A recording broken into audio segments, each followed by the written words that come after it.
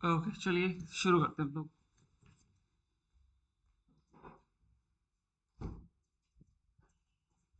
हरिओम सभी को। कल हम लोग प्राणायाम कर रहे थे। यस, आई गेस भस्त्रिका, मूर्छा और केवली, राइट। हाँ, ये हो गया था, केवली तक कर लिया। थोड़ा सा यहाँ पे आज मैं लिखूंगा कम, क्योंकि मेरा प्रिंट ऐप काम नहीं कर रहा। मैं माउस से ही लिखूंगा, बट कोशिश कीजिएगा आप समझने का। ओके, देखो प्राणायाम में ना हम लोग गेरंड संहिता के प्राणायाम को डिस्कस कर लिए थे। यहाँ पे मैंने कुछ बातें बताई थी, लाइक कि आप अलग अलग क्रियाएं करते हो तो उसमें आपकी क्या प्राण की गति रहती है। जैसे कि यहाँ बताया गया ना कि गायन में 16 अंगुल 16 अंगुल बताया गया, भोजन में 20 अंगुल 24 अंगुल बताया गया, पंथे मीन्स जब आप पैदल चलते हैं, और निद्रा के वक्त 63, मैथुन के समय 63 मीन्स 36 अंगुल बताई गई है। और व्यायाम में बोला गया ततो अधिकम, मतलब 36 से भी और भी ज्यादा। इससे कभी क्वेश्चन आए नहीं है, बट संभावना बहुत ज्यादा है आपको पूछा जा सकता है कि कौन से कार्य करते वक्त आपके प्राण की गति क्या बताई गई है। और स्वाभाविक मतलब जो नॉर्मल ब्रीद की गति, जो आपकी प्राण की गति होती है, वो कितना बोला गया, तो 12 अंगुल। ये भी याद रखिएगा, इंपॉर्टेंट है ये बात। ओके, इसके बाद हम लोगों ने डिस्कस किया था कि प्राण के स्थान वशिष्ठ संहिता में आपको पता होना चाहिए। तो प्राण के स्थान देखो कहाँ कहाँ बताया गया, तो मुख में बताया गया, राइट। मुख में बताया गया है, कन के निचले हिस्से में बताई गई है, हृदय में बताया गया है, और पांव के अंगूठे में ना, और मोस्ट इंपॉर्टेंटली नाभि मंडल में बताया गया। ये नाभि मंडल में बताया गया। नाभि मूल बोलेगा तो अपान, नाभि मंडल बोलेगा तो प्राण। ये बात आपको पता होना चाहिए, राइट। यहाँ पे देखो ये है नाभि मूल, ये कंफ्यूज करेगा आपको, तो इसको ध्यान रखिएगा, इंपॉर्टेंट है ये बात। ओके, इसके अलावा हम लोगों ने व्यान और उदान के स्थान देखे थे। तो व्यान कहाँ पे बोला गया, तो व्यान का स्थान टखनों में, नाक में, गर्दन में, आंखों में, इन इन जगहों पे बता रखा है। और व्यान का बोला गया, सॉरी उदान का बोला गया सभी संधि हाथ और पैरों में, राइट। संधि में, हाथ और पैरों में बताया गया है।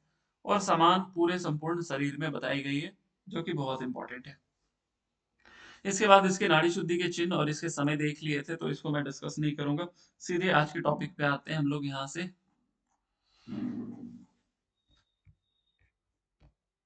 ओके, अब देखो ये हम लोगों ने कर लिया था, समकाय, सुगंधिश्च, सुकांति और स्वर साधक। ये शिव संहिता में नाड़ी शुद्धि के चिन्ह बताए गए हैं, राइट। अब देखिए आते हैं हट प्रदीपिका में। आपने बहुत अच्छे से पढ़ा है, तो इसको मैं जल्दी जल्दी बताता हुआ चलूंगा कि हट प्रदीपिका में क्या क्या बातें बताई गई है। तो यहाँ पे 8 कुंभक, सूर्यवेदी, उज्जयी, शीतकारी, शीतली, भस्त्रिका, भ्रामरी और मूर्छा। और प्लाविनी नहीं है, यही प्लाविनी केवली बन जाती है आपकी गेरंड संहिता में। और ये शीतकारी नहीं रहता है, शीतकारी। और ये सूर्यवेदी के आगे लग जाती है सहित, राइट। यहाँ पे सहित लग जाती है, ये हट गया। तो ये देखो 8 कुंभक हो गए। यही चीज जब आप हठ रत्नावली की बात करते हैं, तो हठ रत्नावली में क्या होता है, सूर्यवेदी, उज्जाई वगैरह वगैरह सब रहती है। वहां पे मूर्छा के जगह क्या हो जा, मूर्छा के बाद क्या हो जाती है, केवली, राइट। केवली। और वही 8 हो गए, और प्लस भुजंग करनी, राइट। भुजंग करनी, ये नवा कुंभक बताया गया। तो अभी हम लोग इसको देखेंगे थोड़ी देर में। अब देखो यहाँ पे पूछा जाता है आपसे कि उड्डयन बंद कब करना है। तो उड्डयन बंद के लिए क्या बोला गया, पूरकांते, पूरक के अंत में जो श्वास लिए, दैट इज पूरक। और जब आप श्वास लेकर के रुक गए तो पूरक का अंत हो गया ना। तो पूरक के अंत में और कब करना है, तो कुंभकांते, कुंभक के अंत में, सॉरी हाँ पूरक के अंत में। और कुंभकांते और रेचक आधो, मतलब रेचक के प्रारंभ में और कुंभक के अंत में आपको करना है। तो ये दो जगह करनी है। एक पूरकांत है, पूरक के अंत में आप जालंधर बंद लगाओगे। और उड्डयन बंद की बात करें तो कुंभक के अंत में और रेचक के प्रारंभ में उड्डयन बंद लगाएंगे। ये दो वैरी करते रहते हैं। यही चीज अगर हम लोग घेरंड संहिता में बात करते हैं, राइट, घेरंड संहिता में, तो घेरंड संहिता में हम लोग कैसे करते हैं उड्डयन बंद, और कहाँ पे बताया गया उड्डयन बंद घेरंड सर संहिता थोड़ा में। सा वॉइस वॉइस ब्रेक हो रही है आपके बीच बीच में काफी। और किसी के साथ ऐसा हो रहा है? सर मेरे साथ भी हो रहा है। आवाज। अच्छा, एक सेकंड में चेक करता हूँ।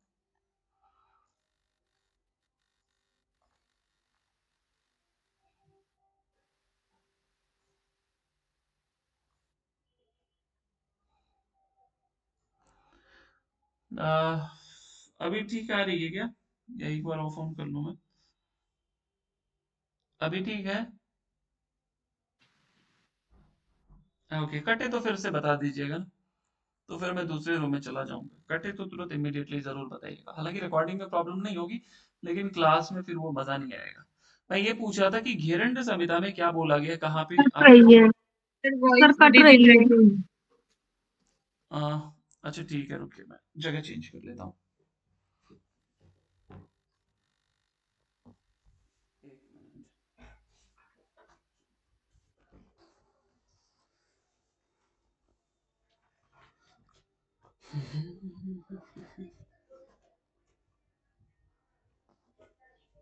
अभी आ रही है आवाज? अभी ठीक है? सर अब कटे तो फिर बता दीजिएगा ना। ओके, थोड़ा चार्जर ले आओ उस रूम से। ठीक है, तो मैं ये पूछ रहा था कि घेरंड संहिता में अगर हम बात करते हैं तो वहां पे उद्यान बंद कब करने के लिए बताया गया है? मैसेज कीजिए तो। हाँ, और कहाँ पे बताया गया है? घेरंड संहिता में ये बातें कहाँ पे बताई गई है? पूरक, आंते, कुंभक, आदो। पूरक, आंते, कुंभक, आदो, कहाँ पे बताई गई है घेरंड संहिता में ये बात?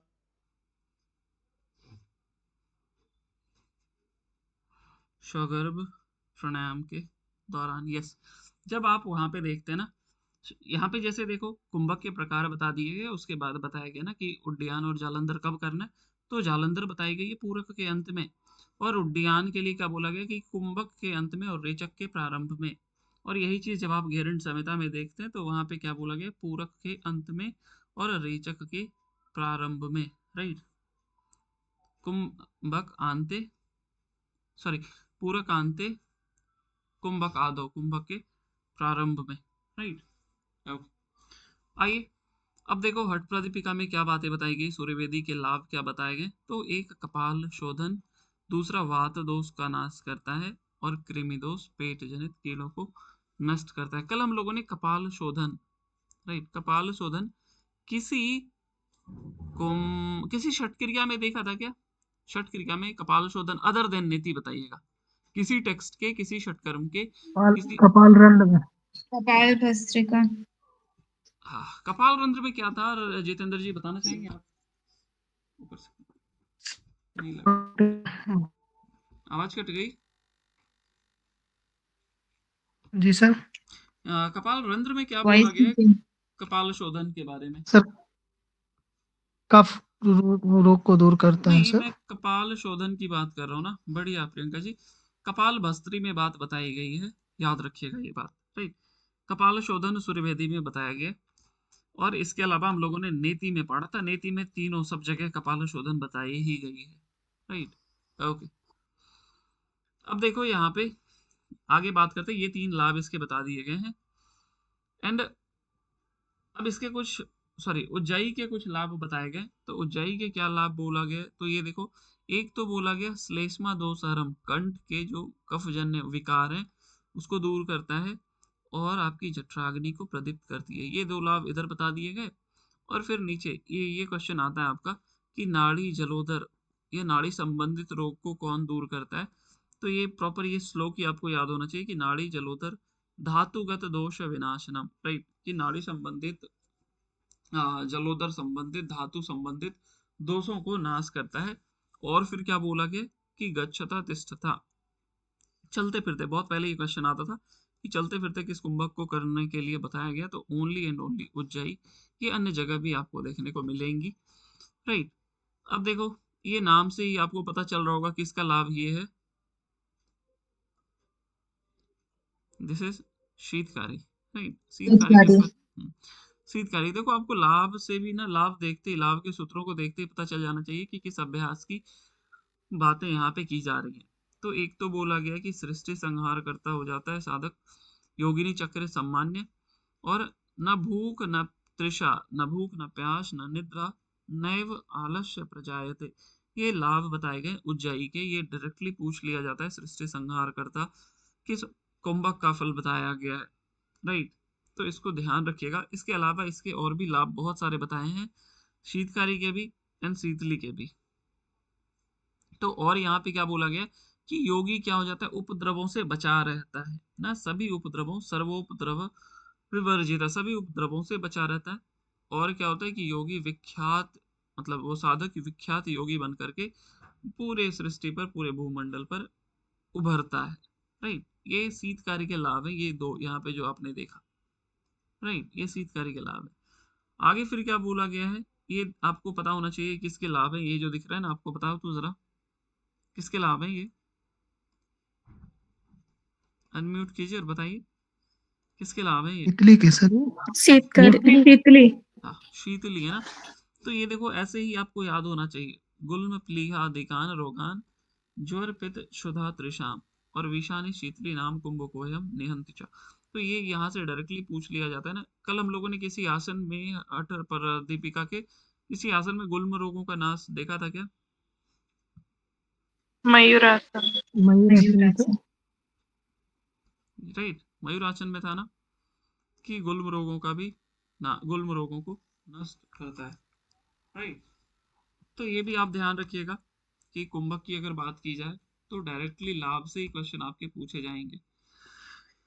इसके अलावा बात करते हैं तो विष का प्रभाव नहीं पड़ता है, ये बेसिक सा लाभ है जो आपने स्टार्टिंग से पढ़ा है, राइट। आगे बात करते हैं। तो अब देखो ये क्या बोला गया है कि, अच्छा ये श्लोक पढ़ के आप मुझे पहले बताइए, तो क्योंकि श्लोक में अभ्यास के नाम नहीं लिखे, बट आप श्लोक पढ़ो और सोचो कि क्या है, उसके बाद फिर मैं इसको एक्सप्लेन करूंगा, और उसके बाद फिर आप समझ करके मुझे बताना कि ये किसकी। ओके,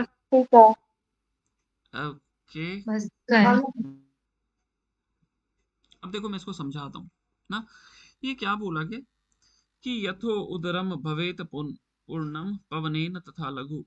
तो क्या बोला, जैसे आपके पेट ना भर जाए तो उसके बाद आप धीरे धीरे क्या करेंगे, एक्सेल करेंगे। तो एक्सेल कैसे करेंगे, तो ये देखिए क्या बोला गया कि धारिये नासिकाम, किसका किसका बोले, तो मध्यमा तर्जनी विनाभ्याम, राइट, तर्जनी भ्याम विना, इन दोनों उंगलियों के बिना, किसका, एक मिडिल और एक इंडेक्स, इन दोनों के बिना आपको क्या करना है, तो एक राउंड सूर्यभेदी करनी है, राइट, एक राउंड सूर्यभेदी करनी है। कल मैंने 2-3 अभ्यास बताए थे, आप मुझे जल्दी से बताएं जिह्वा शोधन में किस उंगली का प्रयोग करना था। 2 3 4 सर बीच के 3 उंगली, अनामिका, मध्यमा और तर्जनी। राइट, तर्जनी मध्यमा अनामिका। और अगर बात करते हैं हम लोग कर्ण रंध्र में, मध्यमा को छोड़कर। क्या अंगूठा था क्या? ये दोनों ही है, अनामिका और तर्जनी, मध्यमा को छोड़कर। हम्म, हाँ हाँ, अनामिका और तर्जनी ना, 2 और 4। और यहाँ पे जो आई है अभी आपकी भस्त्रिका में बोला गया क्या, तो 1 4 एंड 5, राइट। वही बात हुआ ना कि मध्यमा और तर्जनी के बिना ना, जो हम लोग प्रणव मुद्रा, इसको मैंने बताया अभी तक क्लास में, तो इन दो उंगलियों को मोड़ लेते हैं और अंगूठे और अनामिका और कनिष्ठा को मिला करके आपको एक राउंड सूर्यवेदी करनी है। तो ये भस्त्रिका कुंभक की बात यहाँ पे की जा रही है, इसको याद रखिएगा, इंपॉर्टेंट है ये बात। आगे बात करते हैं हम लोग, देखो ये वात पित्त श्लेष्मा हरम, ये तीनों त्रिदोषों को सम करता है भस्त्रिका प्राणायाम। इसके अलावा हमने कोई और अभ्यास देखा था क्या? बस्ती। 32 बस्ती। अगर मैं बात करूं, क्या कोई कुंभक भी ऐसा था जो कफ और पित्त दोनों को सम करता था, कोई कुंभक?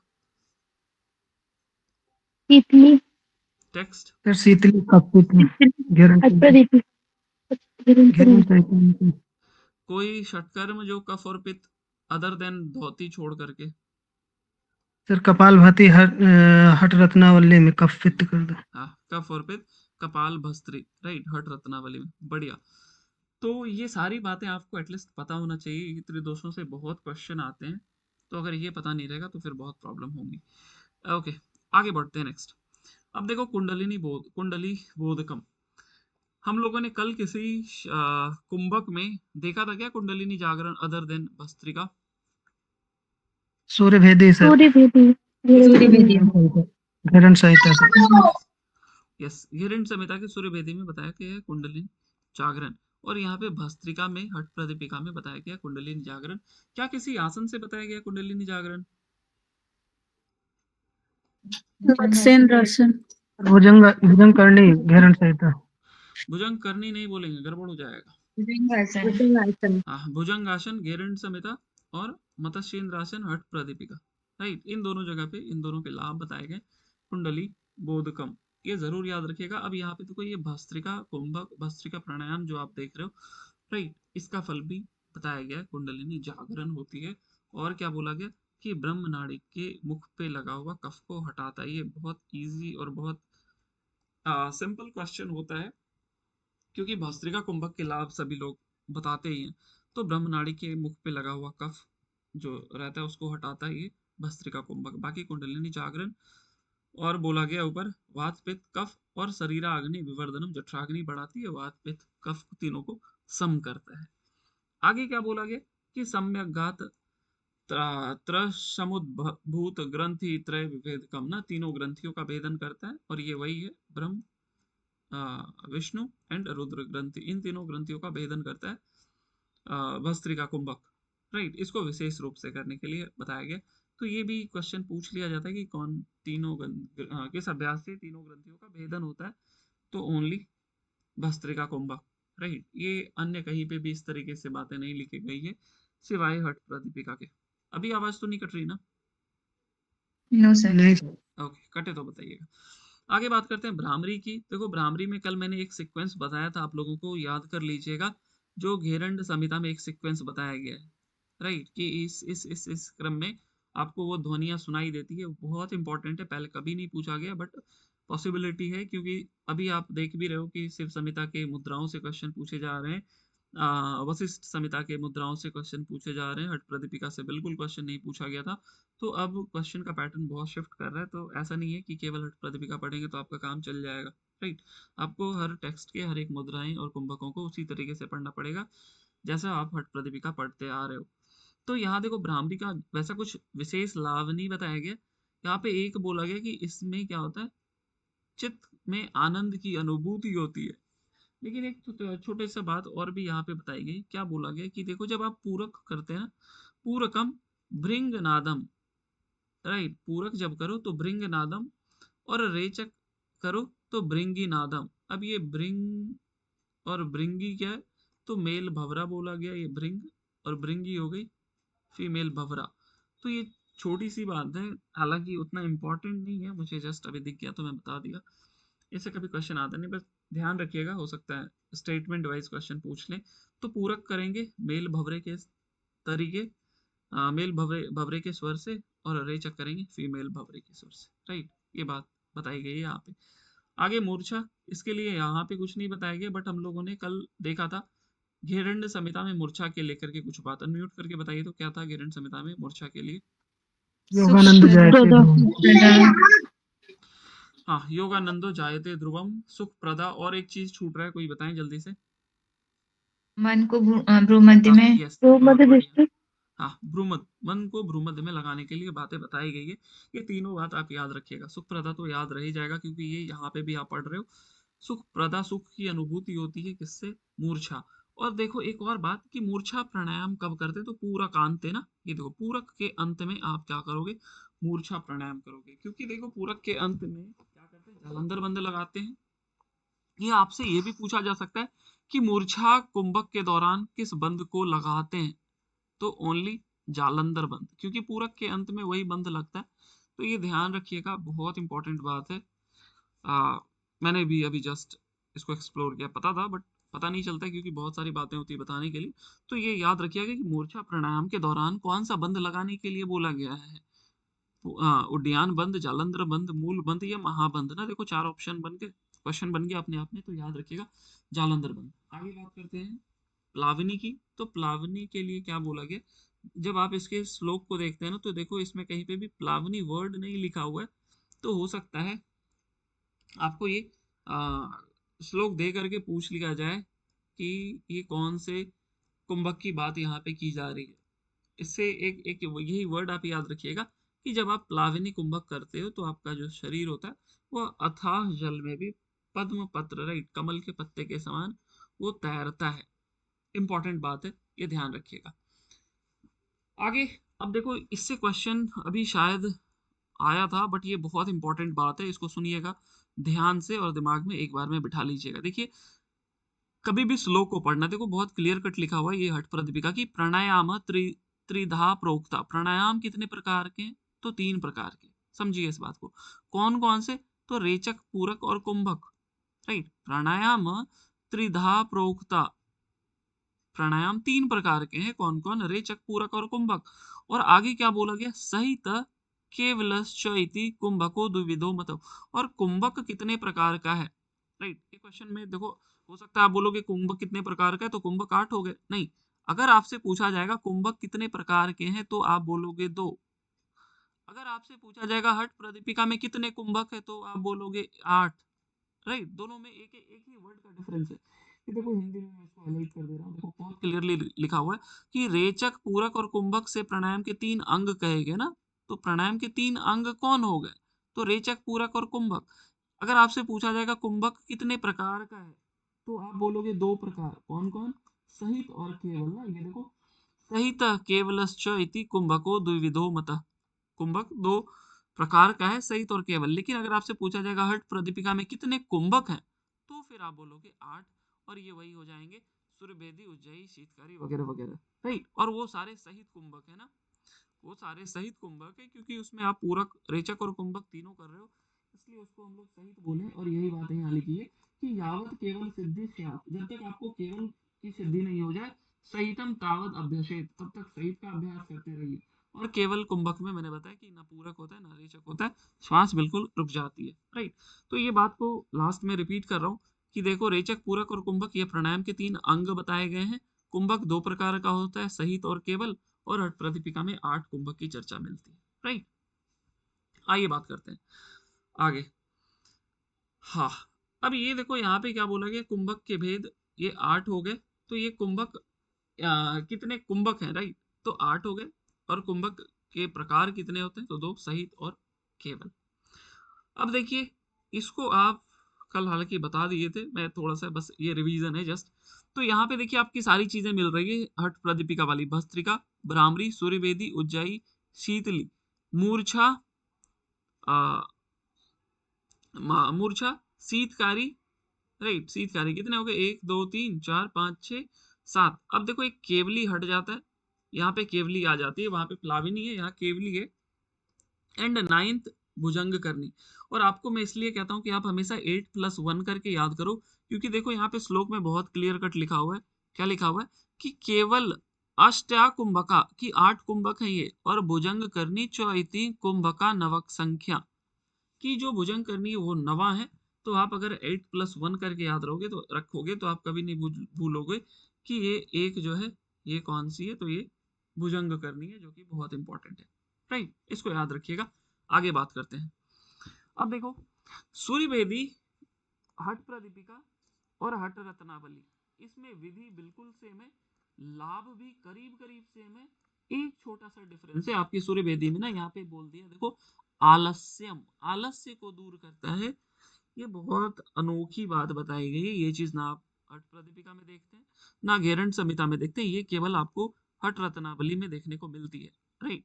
तो हो सकता है अगर क्वेश्चन आते हैं, बहुत पहले क्वेश्चन आया था कि हठ प्रदीपिका के अनुसार इनमें से कौन सूर्यवेदी के लाभ है, राइट। और उसमें वही ऑप्शन देते हैं वात दोष, कफ दोष, कपाल शोधन। लेकिन अगर आपसे हठ रत्नावली के अनुसार पूछ लिया जाए तो डेफिनेटली आपको ऑप्शन में आलस्य भी मिलने वाले हैं। तो याद रखिएगा आलस्य भी दूर होता है सूर्यवेदी से हठ रत्नावली के अनुसार। बाकी देखो वात दोष, कृमि कीट, कपाल शोधन सेम है, तो मैं इसमें ज्यादा कुछ कहूंगा नहीं, राइट। ओके, अब देखो शीतली के लिए भी यहाँ पे अगर हम लोग बात करते हैं हठ रत्नावली की और घेरंड संहिता की, तो घेरंड संहिता में आपको मैंने बताया था शीतली के लिए क्या बोला गया, कफ एंड पित्त, ना स्टार्टिंग में डिस्कस किया।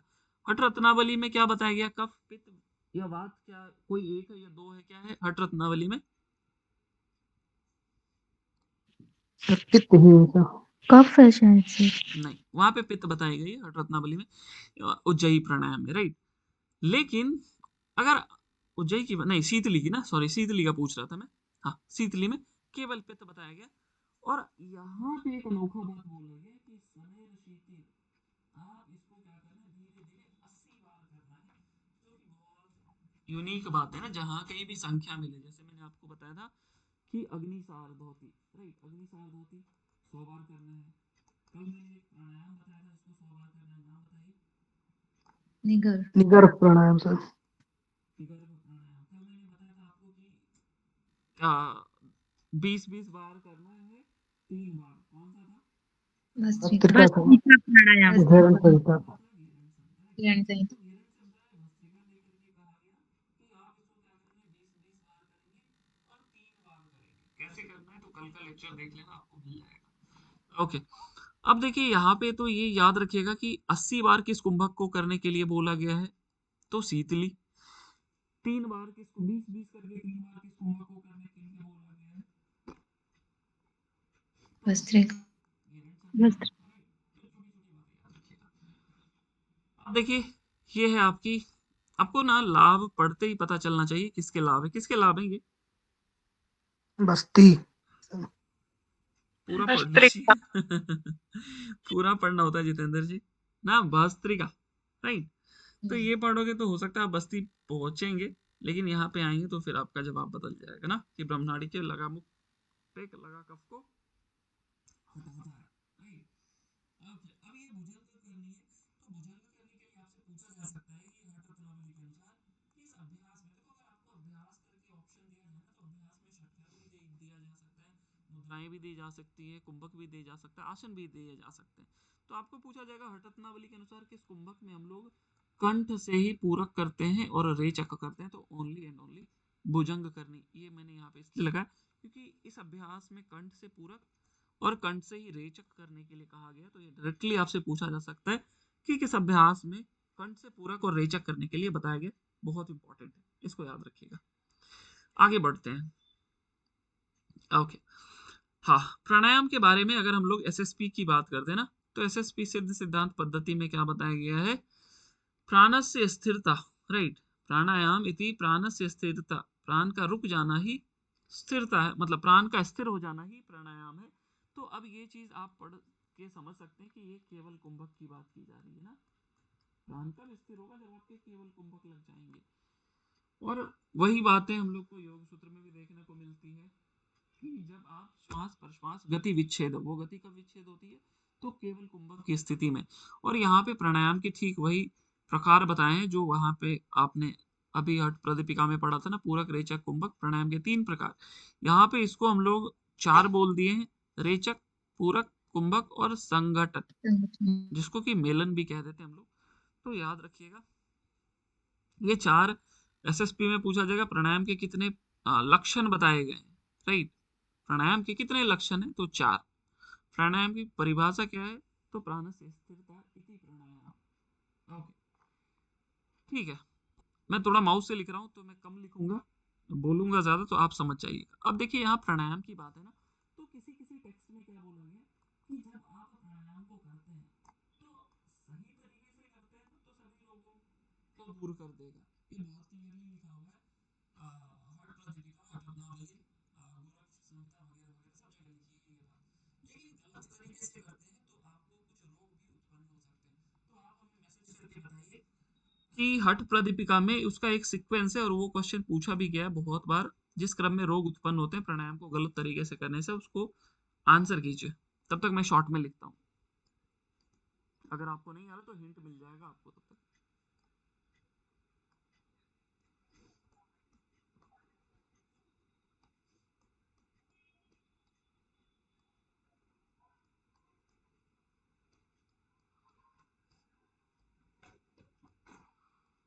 ओके, नाइस, बढ़िया ना। ये क्वेश्चन आया हुआ है, ये बहुत इंपॉर्टेंट है, इसको ध्यान रखिएगा। देखो क्या बोला गया, हिक्का, श्वास, कास, सिरा, राइट, ये आया हुआ क्वेश्चन है। लेकिन अगर मैं ये गोरक्ष संहिता के अनुसार पूछूंगा तो क्या ये सीक्वेंस में कुछ चेंजेस होते हैं क्या? आंसर कीजिए। अब आप गोरक्ष संहिता के अनुसार आंसर कीजिए।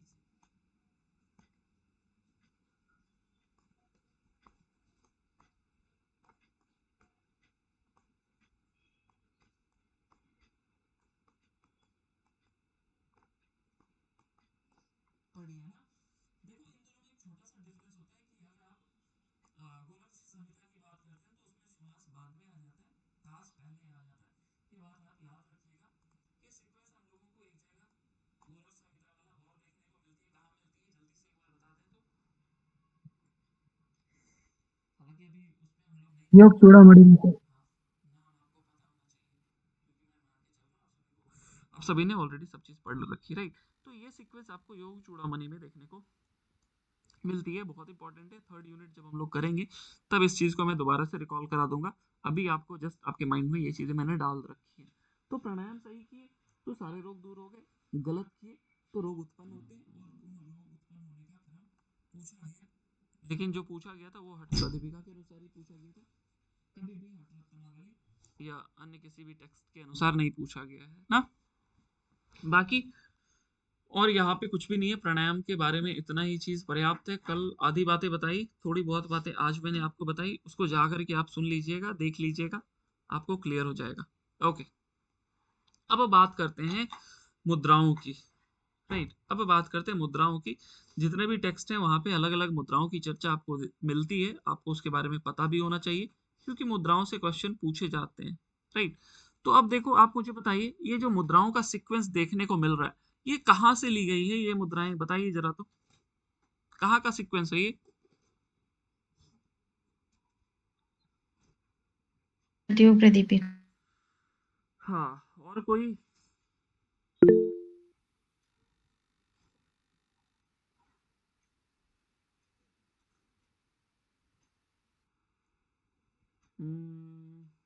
हठ प्रदीपिका, सभी हठ प्रदीपिका के साथ जा रहे हैं, कोई कुछ अलग नहीं बोल रहा। मैसेज कीजिए, मैं देख रहा हूँ सभी लोग हठ प्रदीपिका है। अब कोई व्यक्ति, एक व्यक्ति मुझे हठ प्रदीपिका का सीक्वेंस अगर सुना देंगे तो बेहतर होगा। हैंड रेज करिए, या जिन्होंने लिखा मैं उन्हीं से पूछ लेता हूँ। जितेंद्र जी एक बार मुझे पूरा सुनाइएगा क्या? सर महामुद्रा, महाबंध, महावेद, खेचरी, उद्यान, मूलबंध, कहाँ है जालंधर। उद्यान? उद्यान कहाँ है इधर? पूरा पढ़ना था ना।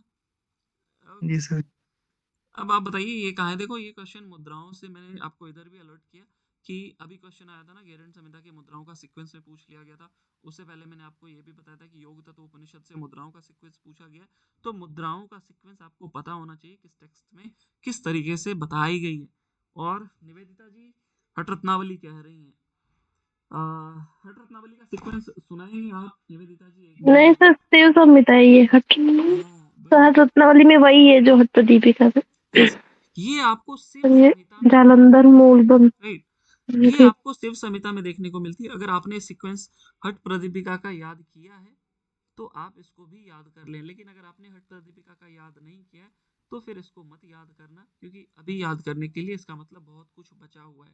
राइट, लास्ट मोमेंट में ऐसी नई नई चीजों को केवल सुन कर लीजिएगा, याद करने का प्रयास मत कीजिएगा, नहीं तो बहुत दिक्कत होगा। राइट, अब देखो यहाँ पे मैंने आपको इसलिए ये लगाया है क्योंकि जो संख्या मुद्राओं की हठ प्रदीपिका में मिलती है वही सेम संख्या आपको शिव संहिता में देखने को मिलती है।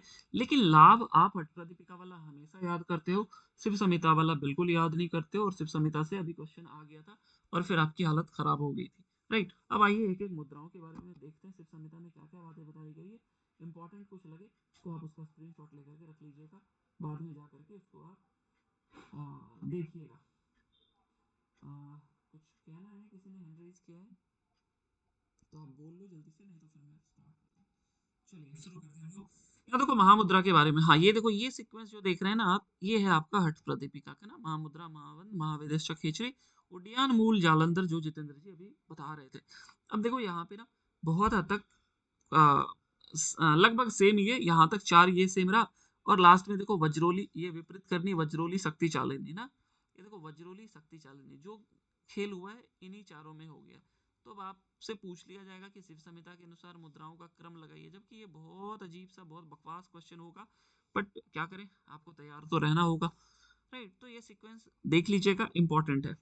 नाउ ये सीक्वेंस देखिए, यहाँ पे ये आपकी हट रत्नावली की है ना, जो निवेदिता जी ने बताया कि वहां पे भी और यहाँ पे भी लगभग सेम है, राइट। तो हट प्रदीपिका इज इक्वल टू हट रत्नावली मुद्राओं का सीक्वेंस ना। ये देखो, महामुद्रा, महाबंध, सर इसमें महा खेचरी हाँ नीचे है। ओ सॉरी, हाँ इसमें खेचरी नीचे आ गई, बाकी सब कुछ सेम है ना। यहाँ पे खेचरी लगा दो तो फिर वो हट प्रदीपिका हो जाएगी ना, राइट। यहाँ खेचरी लग गई, लेकिन इसमें क्या, खेचरी नीचे आ गई। हालांकि देखो, ये बहुत बारीकी स्टडी से ही आपको समझ में आएंगी चीजें, क्योंकि जो 10 क्वेश्चन की मैं अक्सर बात करता हूँ ना, वो 10 क्वेश्चन इन्हीं में से ऐसे ही आते हैं। आइए, ये मुद्राओं का सीक्वेंस देखो, याद है किसी को गोरक्ष संहिता में मुद्राओं का सीक्वेंस? तो मैसेज कीजिए जरा, तो गोरक्ष संहिता में मुद्राओं का सीक्वेंस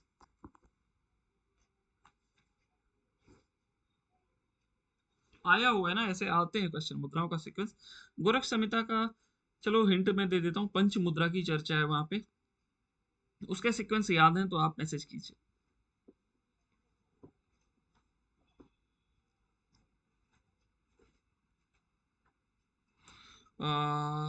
कुछ ज्यादा ही मैसेज कर दिया आपने।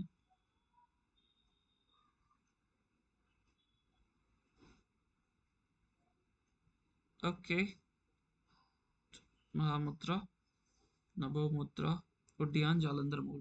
ओके बढ़िया। आइए देखिए क्या लिखा हुआ है वहां पे। देखो यहाँ पे बहुत क्लियर कट गोरक्षनाथ जी कह रहे हैं ना कि महामुद्रा, नभो मुद्रा, ये एक टेक्स्ट है ना। इसके अलावा हम लोग कहीं और नभो मुद्रा की चर्चा पढ़ते हैं क्या? सर योग चूड़ामणि घेरण संहिता। घेरंड, योग चूड़ामणि, महामुद्रा, नभो मुद्रा, उड्डयन, जालंधर मूल। बढ़िया प्रियंका जी। गोरक्ष संहिता, योग चूड़ामणि, इसके अलावा निवेदिता जी बताएंगे आप? घेरण में है सर नभो मुद्रा। हाँ घेरंड में, इसके अलावा भी कहीं और है? घेरंड, गोरक्ष, योग चूड़ामणि नहीं? चलिए ठीक है, आने वाली क्लासेस में देखेंगे उसको। महामुद्रा, नभो मुद्रा, उड्डयन, जालंधर मूल, इसके सीक्वेंस आप याद कर लीजिएगा, ये हो सकता है आपसे पूछ लिया जाए, इंपॉर्टेंट है ये। ओके, अब देखो बात करते हैं महामुद्रा आपकी शिव संहिता के अनुसार। तो शिव संहिता में बहुत यूनिक यूनिक बातें बताई गई, दो चार आप एटलीस्ट जरूर याद करना, क्योंकि सिर्फ मंत्र की चल रहा हूँ कि हर प्रदीपिका बोला आपने जरूर याद किया होगा। आइए देखते हैं शिव संहिता में क्या बोला गया। देखो ये सबसे पहले बोला पातक नाश का डायरेक्टली दे दिया जाएगा कि शिव संहिता के किस मुद्राओं का फल पातक नाश बताया गया है। इसके अलावा देखो, ये कुंडलिनी जागरण करती है, राइट, कुंडलिनी जागरण। और ये बहुत अनोखा बात बोला गया कि वायु ब्रह्म रंध्र में प्रवेश होता है। एक मुद्रा भी दिखेगा जिसमें बताया जाएगा आपको कि ब्रह्म ग्रंथि का भेदन होता है, राइट। यहाँ पे बोला गया वायु ब्रह्म रंध्र में। ये ठीक वैसे ही क्वेश्चन बनेंगे जैसे जनिति चक्षाग्नि उदयन चक्षानला से बताया ना, उसी तरीके से आपसे पूछा जाएगा वायु ब्रह्म रंध्र प्रवेशनम, किसका फल बताया गया है? वायु का प्रवेश ब्रह्म रंध्र में होता है, बहुत इंपॉर्टेंट है, याद रखिएगा महामुद्रा। दूसरा बात करते हैं, तो देखो यहाँ पे क्या बोला गया कि सर्व रोगों शमनम, सभी रोगों को नाश करता है। हालांकि ये उतना इंपॉर्टेंट नहीं है, लेकिन यहाँ पे जब आप देखते हैं ना, देखो ये कामधेनु के समान बताया गया है। ऐसे ऐसे वर्ड दिए जाते हैं एग्जाम में कि कौन से मुद्रा को बोला गया कि यह मुद्रा साधकों के लिए कामधेनु। कामधेनु किसको बोलते हैं? कामधेनु का वर्ड का एक्चुअल मीनिंग क्या है, बताएगा कोई? सर गाय को ही बोलते हैं ना, हाँ गाय जो को कामना की जो कामना की पूर्ति करती है, जो यस उसको। यस, वैसी गाय जिसके सामने आप जो भी कुछ बोलो वो सब चीजों की पूर्ति कर देगी, उसको बोलते हैं कामधेनु। तो यहाँ पे बेसिकली आपकी जो कामना होगी वही होगी मोक्ष की प्राप्ति। तो बेसिकली ये मोक्ष की प्राप्ति आपको करा देगी, कौन? महामुद्रा। लेकिन ये वर्ड इंपॉर्टेंट है, यहाँ पे कामधेनु लिख दिया ना, जैसे सृष्टि संहार करता आपने देखा, योगिनी चक्र सम्मान ने देखा, सभी द्रवों से बचा रहता है, वो चीजें देखी। तो आपको डायरेक्टली पूछा जाएगा कि आप मुझे बताइए शिव संहिता के अनुसार किस मुद्रा को कामधेनु बताया गया है, या किस मुद्रा के अभ्यास से वायु ब्रह्मरंध्र में प्रवेश हो जाता है। और एक क्वेश्चन ऐसे आते हैं कि आपको 3-4 बातें दे देंगी, कामधेनु लिख दिया, राइट, कामधेनु लिख दिया, वायु ब्रह्मरंध्र में प्रवेश लिख दिया, पातक नाश लिख दिया। अब पूछा जाएगा आप मुझे बताओ शिव संहिता के अनुसार महामुद्रा का क्या फल है। ऑप्शन ऐसे देंगे 1 ओनली, 1 and 2, 1 एंड 3 या ऑल ऑफ द अबव ऐसे कर देते हैं ना। तो ये 3-4 बातें याद रखिएगा, क्योंकि ऐसी चीजें आपको याद रहेगी ना तभी आप एलिमिनेशन मेथड भी यूज कर पाएंगे। अदरवाइज आपको पता नहीं चलेगा कि वहां पे ये बातें बताई गई है कि नहीं बताई गई है, क्योंकि आपको एक भी क्लिक नहीं करेगा। तो जब आपको एक भी चीजें क्लिक नहीं करेंगी तो फिर आप कभी एलिमिनेशन मेथड लगा नहीं पाएंगे। तो ये ध्यान रखिएगा। इस मुद्रा को कामधेनु बोला गया है, महामुद्रा को। इससे पातकनाश बताया गया, कुंडलिनी जागरण बताई गई है, वायु ब्रह्मरंध्र में प्रवेश हो जाती है। बहुत इंपॉर्टेंट है ये मुद्रा, ध्यान रखिएगा। आगे चलते हैं शिव संहिता के दूसरे मुद्राओं में। तो ये बोला गया है महाबंध। अब देखो महाबंध के लिए भी मैंने कुछ कुछ बातें लाई हैं। यहाँ पे देखो एक बोला गया क्या, अनेन वपुषः पुष्टि दृढ़ बंधो अस्थि पंजरे, आपके अस्थि पंजर को दृढ़ करती है ना। ये देखो शायद शिव संहिता को से एक क्वेश्चन आया था इसी तरीके से। इधर पे कुछ मुद्राएं दे दी गई थी, इधर के कुछ फल दे दिए गए थे, और फिर मैच द फॉलोइंग पूछ लिया गया था ना। तो जैसे अभी ऊपर देखा कामधेनु इधर दिख जाएगा, अस्थि पंजर को मजबूत करता है ऐसे दिख जाएंगे, और आगे जो मैं बताऊंगा उस तरीके से चीजें आपको दिखती जाएंगी, और फिर मैच द फॉलोइंग आपसे पूछ लिया जाएगा। तो ये ध्यान रखिएगा कि इससे आपकी अस्थि पंजर किसे बोलते हैं, हड्डी वगैरह, और जो रिब केज वगैरह होती है ना उसको पंजर बोलते हैं, राइट। रिब केज को दृढ़ करता है। ओके, आगे फिर इसमें और बात करते हैं। तो देखो एक बात यहाँ पे बताया गया कि नाड़ी जाल जालंधर समयो मूर्धानाम यान्ति योगिना, कि ये क्या करता है कि रस व्यूह नाड़ियों के जाल से मूर्धा की ओर गमन करता है, राइट। तो अब देखिए इस तरीके की चीजें आपको विपरीत करनी में, जालंधर में, खेचरी में देखने को मिल सकती हैं। तो यहाँ पे आप देखा जाए तो ये शायद उतना इंपॉर्टेंट नहीं होगा, बट ये बहुत इंपॉर्टेंट है। देखो यहाँ पे मैंने इसको मार्क भी करा रखा है, तो इसको ध्यान रखिएगा। यही तो सर कंफ्यूज हो सकते हैं सर इसमें नाड़ी जाल। हाँ, वैसे देखो ये जो है ना नाड़ी जाल वाले में, ये मैं कंफ्यूजन क्रिएट करेगा, लेकिन आपको मैंने एक मुद्रा बताया था जिसमें मैंने क्या बोला था कि ये रसों का शोषण करता है। याद है किसी को, रसों का शोषण करने वाला? नहीं, महामुद्रा।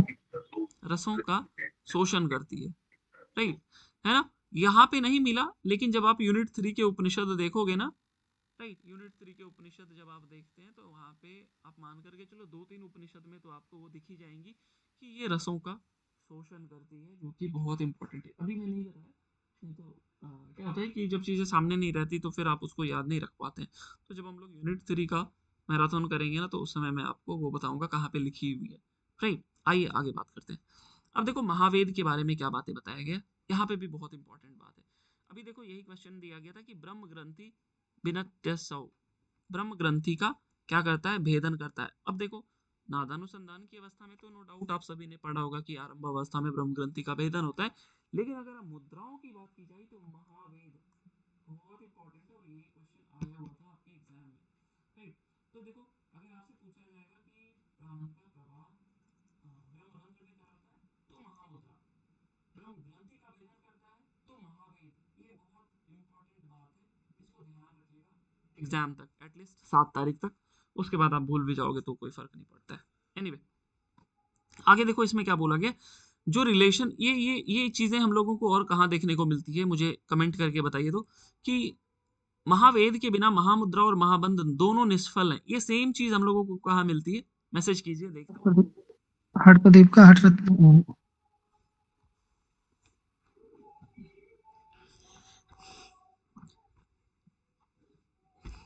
जब सब बड़ा बड़ा लिखते हैं तब जितेंद्र जी शॉर्ट में मैसेज करते हैं, जब सब शॉर्ट में मैसेज करते हैं तो जितेंद्र जी माइक खोल करके ही बता रहे हैं। ओके, चलते हैं आगे। यस, ये हट प्रदीपिका, ये क्या लिखा आपने प्रियंका जी, शिव, अच्छा पूरा ही लिख दिया आपने। हाँ, हट प्रदीपिका और शिव संहिता में ये बातें बताई गई। देखो जो, सॉरी, हट रत्नावली में भी, तो जो हट प्रदीपिका है और जो शिव संहिता है उन दोनों में सेम बात बताई गई, लेकिन जब आप अगेन मैसेज करके बताना, लेकिन जब आप गहरी संहिता की बात करते हैं तो वहां पे भी ऐसा एक रिलेशन मिलता है। आप मुझे बताओ वहां पे क्या मिलती है, मैसेज कीजिए, मैं देख रहा हूँ।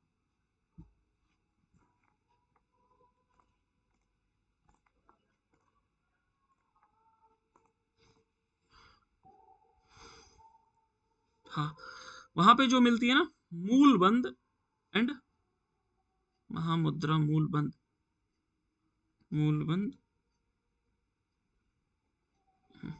यस, महामुद्रा और मूलबंध ये दोनों निष्फल है महावेद के बिना। राइट, बढ़िया। हाँ, ये सभी को याद होना चाहिए। ओके, चलते हैं आगे। यहाँ पे और भी अनोखी बात की गई है, इसको सुनिएगा अच्छे से।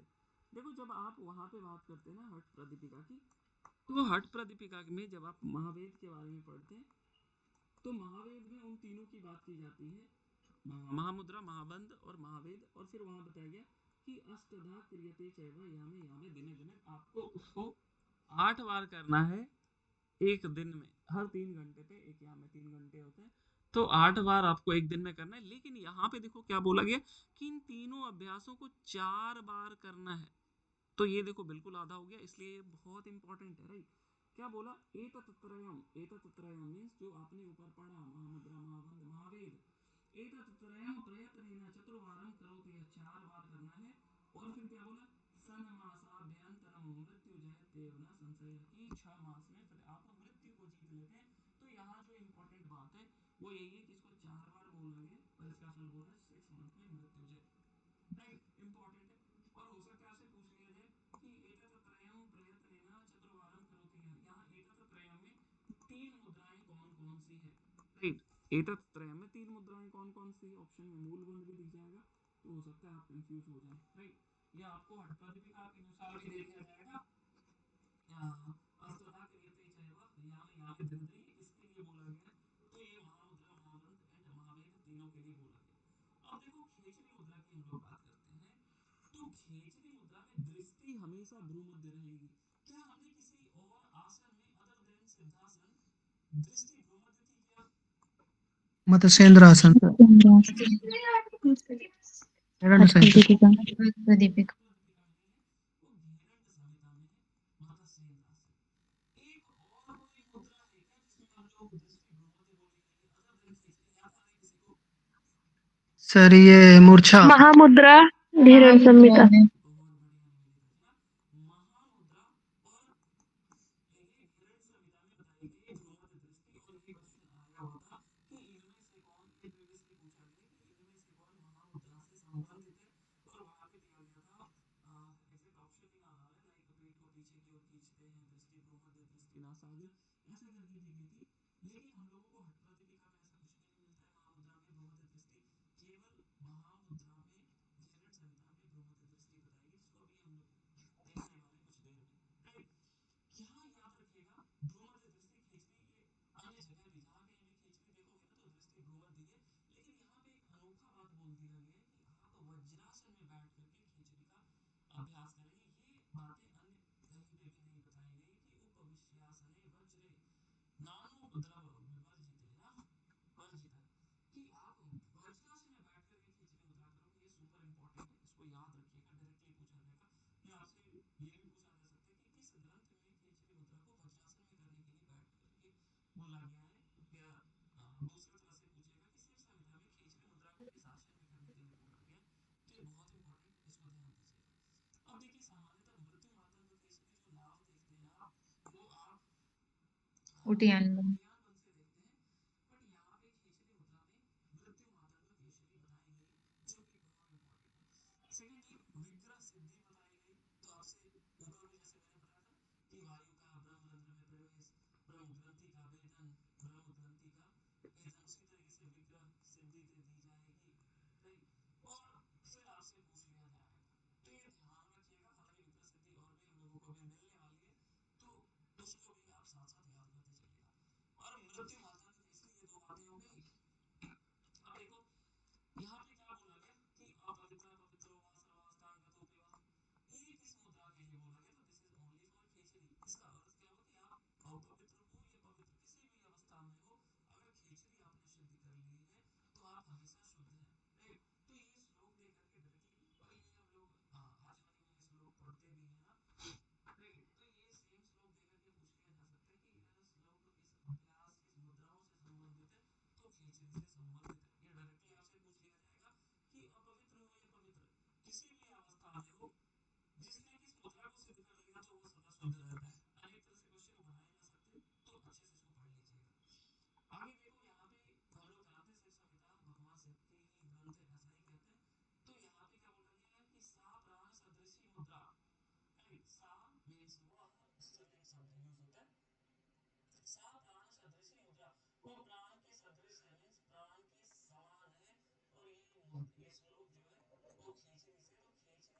भगवान शिव के प्राण के समान है, राइट। तो ये याद रखिएगा कि कौन सी मुद्रा भगवान शिव ने अपने प्राणों के समान बताया है, तो खींच की मुद्रा बहुत इंपॉर्टेंट है।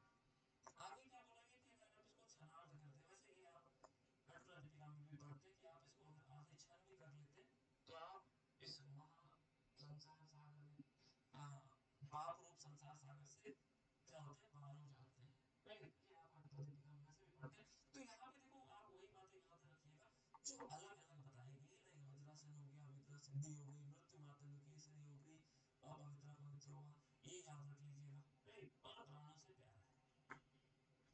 अब बात करते हैं मूल बंध की। तो मूल बंध में क्या बातें बताई गई है शिव संहिता में, आइए देखते हैं। तो एक तो सबसे पहले बोला प्राण पान की एकता होती है, ये आप सभी को पता होना चाहिए क्योंकि ये हठ प्रदीपिका में भी पढ़ते हैं।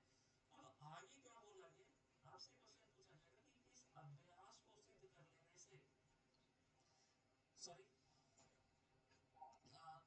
था कि मूल बंध के अभ्यास से किस मुद्रा को साधक सिद्ध कर सकता है। यह शिव संहिता के अनुसार योनि मुद्रा को सिद्ध कर लेने वाला साधक, सॉरी, योनि मुद्रा नहीं, किस मुद्रा को सिद्ध कर लेने से वह योनि मुद्रा सिद्ध कर लेगा, तो ये मूल बंध, राइट। इसको ध्यान रखिएगा, ये जो हाईलाइट किया ना मैंने ग्रीन कलर का, ये बहुत इंपॉर्टेंट है कि जो वह इस बंध से योनि मुद्रा को सिद्ध कर लेता है। तो योनि मुद्रा को सिद्ध किस बंध से करेगा, तो मूल बंध, शिव संहिता के अनुसार, राइट। केवल और केवल अभी हम लोग शिव संहिता पे फोकस कर रहे हैं, याद रखिएगा। आगे बात करते हैं कि किस मुद्रा को सिद्ध कर लेने से भूतल पद क्या कुछ नहीं जो सिद्ध हो जाता है। वैसे ये आपको वज्रोली में भी देखने को मिलती है, सत्य चांदनी वगैरह में भी देखने को मिलती है, तो ये उतना इंपॉर्टेंट नहीं होगा, बट ये वाली लाइन बहुत इंपॉर्टेंट है, इसको ध्यान रखिएगा, इंपॉर्टेंट है। आगे ये भी अन्य जगह आपको देखने को वैसे मिलती है कि संसार सागर से पार होने की इच्छा, ये आपको मिलती है अन्य जगह, बट यहाँ पे मूल बंध में प्राण पान की एकता ऑलरेडी पूछी जा रखी है, बट ये कभी नहीं पूछा गया, तो आप इसको ध्यान रखिएगा कि जो मूल बंध सिद्ध कर लेता है वो योनि मुद्रा को भी सिद्ध कर लेगा, राइट। मूल बंध के अभ्यास। आगे बात करते हैं उद्यान बंध। तो देखो उद्यान बंध के लिए क्या बोला गया, सबसे पहले कि सर्व दुखों नाशना, कि सभी दुख नाशक है। और यहाँ पे आपको उद्यान बंध के लिए ऐसा मत समझिएगा ये वाला लाभ केवल यही बताएंगे, नहीं। उद्यान बंध का ये सर्व दुखों नाशना अन्य ग्रंथों में भी बताया गया, तो इसको तो आप जरूर याद रख लीजिएगा, बहुत इंपॉर्टेंट है। आगे देखो मृत्यु मातंग केशरी, ये उद्यान बंध के लिए अन्य जगह भी आप देखते हो, तो इसमें कुछ बड़ी बात नहीं है, ये आप वैसे भी आपको होगा ही, बट आप खेचरी में एटलीस्ट याद कर लीजिएगा, बट ये सर्व दुखों को नाशना, इसके जब आपको ऑप्शन देगा तो ऐसे ही देंगे मूल, उद्यान, जालंधर और महाबंध। और यकीन मानिए हो सकता है आपको शायद ग्रंथ के रेफरेंस, मतलब ये नहीं बोला जाएगा कि शिव संहिता के अनुसार सर्व दुखों को नाशना किसका फल बताया गया, आपको सीधे बोलेगा कर्म दुखों को नाशना किसका फल बताया गया है, और फिर आपको लगाना ही पड़ेगा उद्यान बंध, क्योंकि अन्य ग्रंथों में भी बताया गया है ये वाला लाभ उद्यान बंध का, इंपॉर्टेंट है, ध्यान रखिएगा। अब देखो ये सुपर इंपॉर्टेंट है, अच्छे से इसका स्क्रीनशॉट ले लीजिए। क्या बोला गया कि नित्य 4 बार प्रतिदिन करने से नाभि चक्र शुद्ध होता है। क्या कल कोई और क्रिया देखे थे जिससे नाभि चक्र शुद्ध हो रही थी, बताइए।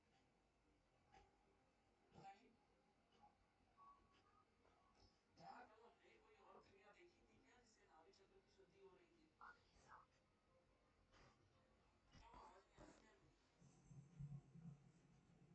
मेरी। नौली हाँ नौली देखा था, नौली, राइट। नौली से नाभि चक्र किस ग्रंथ में था, हठ हठ रत्नावली। रत्नावली। यस, हठ रत्नावली में ये चीजें बताई गई थी, वहां पे और भी चक्रों की शुद्धि अलग अलग क्रियाओं से बताई गई है, तो वो इम्पोर्टेंट है, राइट। अब देखो यहाँ से क्वेश्चन बना जाएगा कि कितनी बार प्रतिदिन करने से नाभि चक्र शुद्ध हो जाता है, तो 4 बार ऑप्शन में दे देंगे, 4 5 6 7, और ऊपर वैसे भी जैसा आपने देखा था ना महावेद में कि इसको 4 बार करने से, सॉरी, प्रतिदिन इन तीनों मुद्राओं को, राइट, महामुद्रा, महाबंध, महावेद को 4 बार करने के लिए बोला गया है, और 4 बार करने से 6 महीने में मृत्युंजय हो जाता है। और सिमिलरली यहाँ पे भी बोला गया कि 4 बार करने से नाभि चक्र की शुद्धि हो जाती है, राइट, इंपॉर्टेंट है ये भी देखो। अब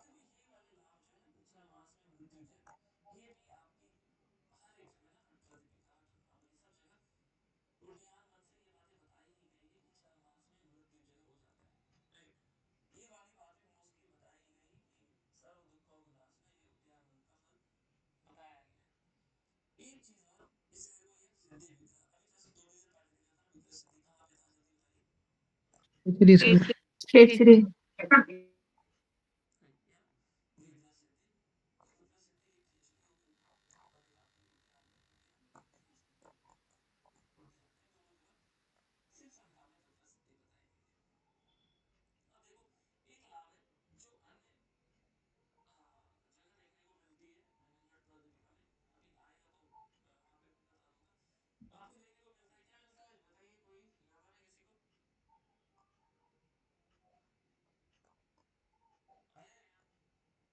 मूलबंध विद्युत युग्म हो जाता है मूलबंध। विद्युत के समान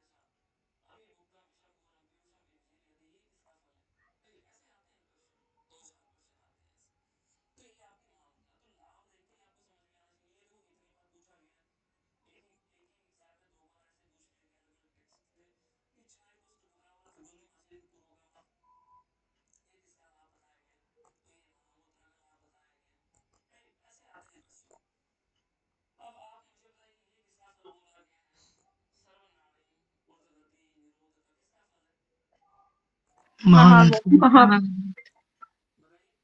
महावन महावन महावेद महामुद्रा महावन महावेद बाद में आएगा।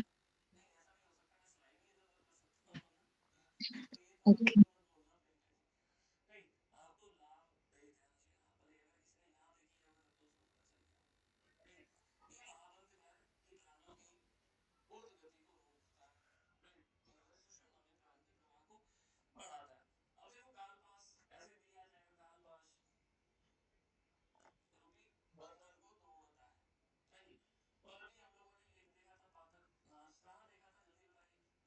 महामुद्रा महामुद्रा में ऐसे शिव संहिता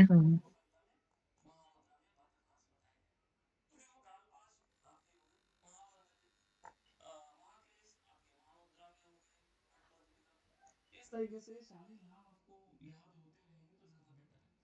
आगे फिर क्या होगा, त्रिवेणी संगम होता है किससे, तो महाभारत से, राइट। अब देखो महावेद के लिए यही चीज है हम लोगों ने डिस्कस किया कि महामुद्रा महावंत ये निष्फल है, वेद वर्जितो महावेद खेदना, राइट। अब इसके लिए देखो क्या यहाँ पे बातें बताई कि एतत् त्रयम ये तीनों महामुद्रा महावंत महावेद महागुह्यम बहुत गुप्त है। और इसके लिए क्या बोला गया है नीचे लाइन में कि अश्रद्धा क्रियते चैव यामे यामे दिनत्रय, तो इसको आप दिन में 8 बार करेंगे इन तीनों को। लेकिन अगर आप सिर्फ संख्या की बात करते हैं तो श्लोक तो यही है, लेकिन वहां पे कितनी बार करने के लिए बोला गया, 4 बार 4 बार, राइट। 4 बार करने के लिए बोला गया और यहाँ पे 8 बार करने के लिए बोला, मुद्रा सेम है। लेकिन यहाँ पे इस तरह का कुछ नहीं लिखा है कि 6 मास में मृत्युंजय हो जाता है, बट वहां पे वो चीजें लिखी है। इसके अलावा देखो महावेद में ये बलित और पलित, ये बलित पलित ज्यादा नहीं है, ये उधर ही देखने को मिलते हैं प्रतिपिका में, या गीहरण संहिता वगैरह वगैरह में ना, और अन्य जगह बलित पलित कम देखने को मिलते हैं। तो ये बहुत पहले पूछा जाता था कि बलित पलित और बेपग है ना, कि जोड़ियां कंबन बाल वगैरह वगैरह वगैरह किसका लाभ बताया गया, ये सब नहीं होता है। तो ये महावेद, राइट, महावेद का फल है। तो महावेद का क्या बोल दिया, एक तो बलित पलित बेपग, इसके अलावा अगर आप उन तीनों को साथ में करते हैं, इन साथ में करने के लिए बोला है कितनी बार, तो 8 बार महामुद्रा महावन और महावेद बहुत इंपॉर्टेंट। अब देखो खेचरी की बात करें तो अभी आपने देखा कि खेचरी का बहुत सारा लाभ बताया गया था, और खेचरी को कर इसमें दृष्टि गोमत और वज्रासन में बैठ करके शिव संहिता में करना है। अभी तो एक ही टेक्स्ट पढ़ा है हम लोगों ने, मुद्राओं से संबंध शिव संहिता। यहाँ पे क्या बोला गया कि आप क्या करेंगे, उस शिलाबंध को रोम मात्र काटेंगे, कितने कितने दिन पे, तो 7 दिन पे रोम मात्र समुच्छेदयेत, रोम मात्र उसका काटेंगे। और ऐसे करने से 6 मास जब आप करते हो तो वो शिलाबंध हट जाता है और फिर जीवा आपके कपाल कुहर में प्रवेश कर जाती है। तो शिलाबंध 6 मास में हटेगा और जीवा को हर 7 दिन पर काटने के लिए बताया गया है, राइट। और इसका फल क्या बोला, इसको देखो एक व्योम चक्र ना, ये आया हुआ क्वेश्चन है, व्योम चक्र किसको बोला गया, तो खींचनी मुद्रा को हम लोग व्योम चक्र कहते हैं। ये भी इंपॉर्टेंट बात है, ये आपको याद होना चाहिए। आगे फिर क्या बोला गया कि इसको करने से, राइट, इसमें भी विष का प्रभाव नहीं पड़ता है। इसके अलावा अभी हम लोगों ने देखा था विष का प्रभाव नदी था, ये कहाँ, शीतली इतनी सर शीतली बताया था कि विष का प्रभाव नहीं पड़ता है, ये भी आपको पता होना चाहिए।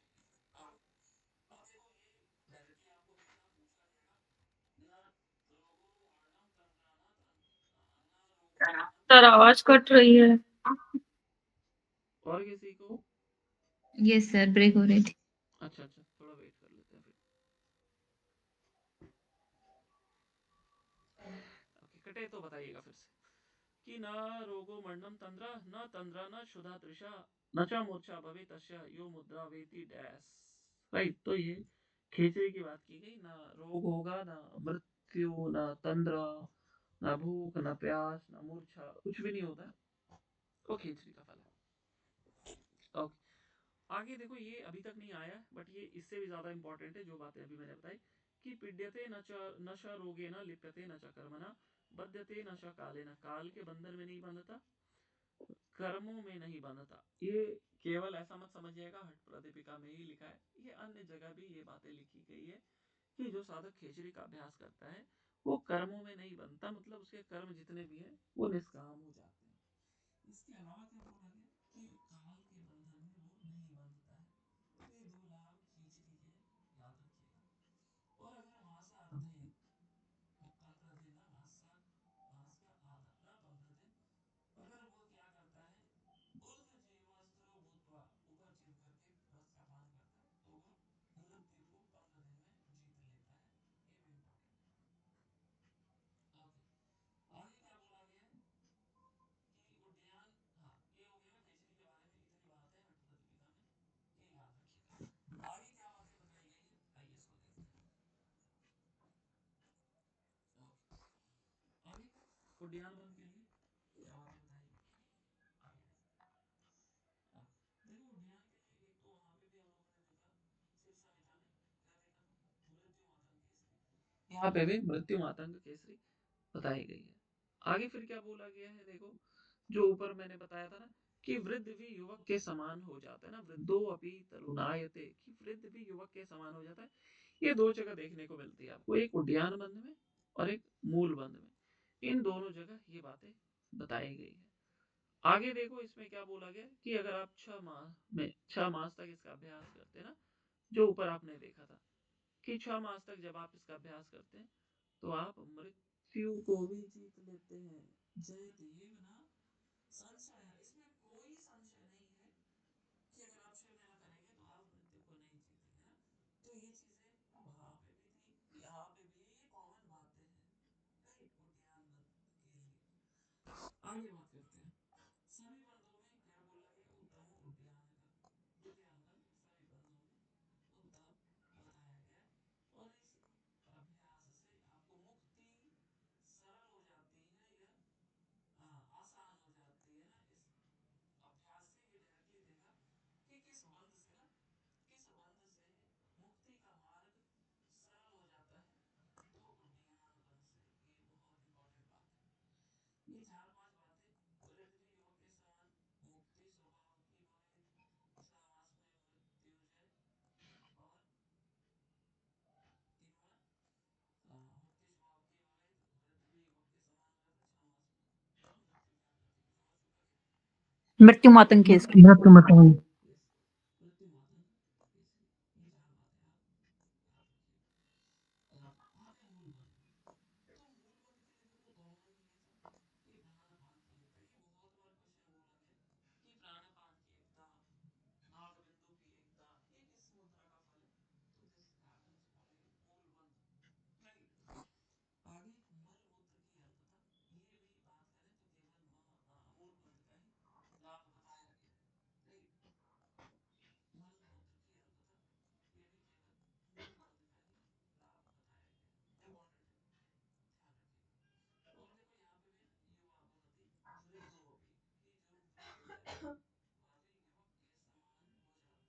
तो ये वृद्ध भी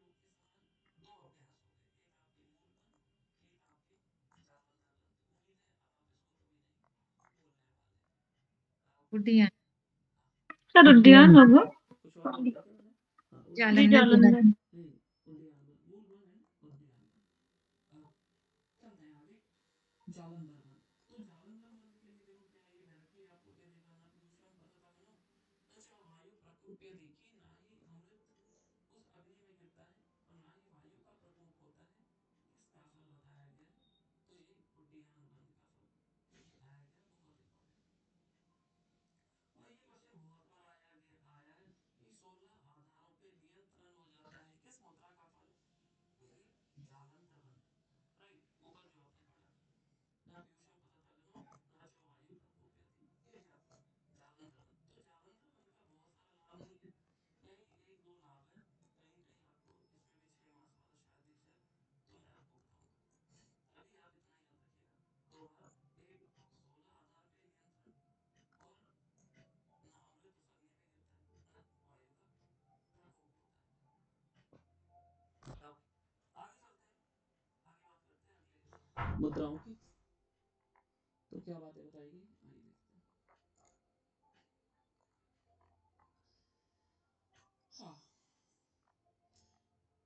हम्म, अब ये पढ़ करके मुझे बता देते जरा, ये किसका फुल बताया है।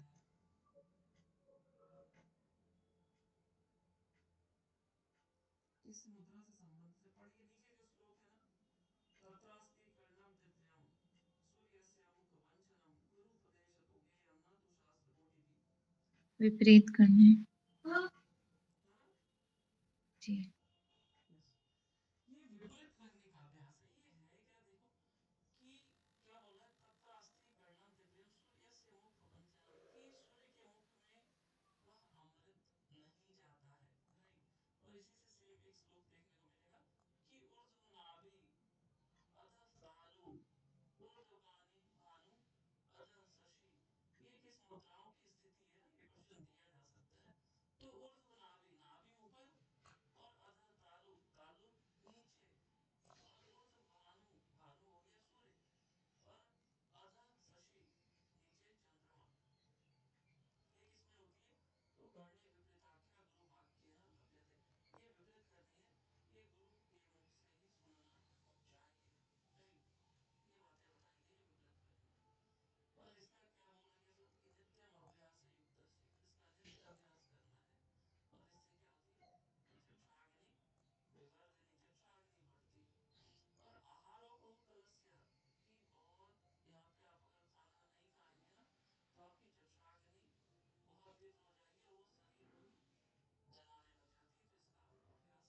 तो इसका आपको अभ्यास करना बहुत कंपल्सरी है, बहुत जरूरी बताया गया है। अब देखो शक्ति चालिनी की बात करते हैं ना, तो मैंने आपको बहुत बार बोलना है कि आप कुछ पर्यायवाची को याद कर लेना, जरूर इम्पोर्टेंट है। देखो फिर से मैं रिपीट कर देता हूँ, एक कुंडलिनी की पर्यायवाची, एक समाधि की पर्यायवाची, एक बोलते जाइए सुषुम्ना, बड़ा सुषुम्ना की पर्यायवाची, ये तो मैं बोल देता हूँ। हठ रत्नावली में भी कुछ है, वहां पे ईड़ा की, पिंगला की, सुषुम्ना की, खेचरी की, और आसन, और आसन, मयूर आसन, वज्रासन। मयूर पद्मासन, कुक्कुट आसन, आसनों के प्रकार, पश्चिमोत्तानासन, आसन के प्रकार, क्या होगा। तो ये सारी चीजें आप जरूर याद कर लेना, पर्यायवाची पूछी जाती है, बहुत इंपॉर्टेंट है। अब देखो शक्ति चालिनी का अभ्यास यहाँ पे क्या बोला गया कि ये वज्रासन में करेंगे। देखो जहाँ कहीं भी, कल हम लोगों ने एक आसन देखा था, एक अभ्यास देखा था जिसको हम लोग सुखासन में किए थे, बताएंगे जरा कोई कौन सा अभ्यास था सुखासन। सगर प्राणायाम। सगर प्राणायाम, सगर प्राणायाम, गिरण संहिता, सगर वीरेंद्र, सगर, सगर था ना, सगर, सगर प्राणायाम। राइट। तो ऐसे ऐसे जब आपको कहीं पे अभ्यास दिखे, तो वो आप जरूर याद कर लीजिएगा। तो शक्ति चालिनी वज्रासन में बैठ करके करना है। और वज्रासन में बैठ करके कोई कुंभक भी करना है, तो वो कुंभक कौन सा है, तो भस्त्रिका कुंभक, राइट। आपको पूछा जाएगा अष्टांग दीपिका के अनुसार शक्ति चालिनी मुद्रा के दौरान कौन सा आसन और कौन सा कुंभक लगाना है, राइट। ये दोनों चीजें पूछी जाएंगी। तो ध्यान रखिएगा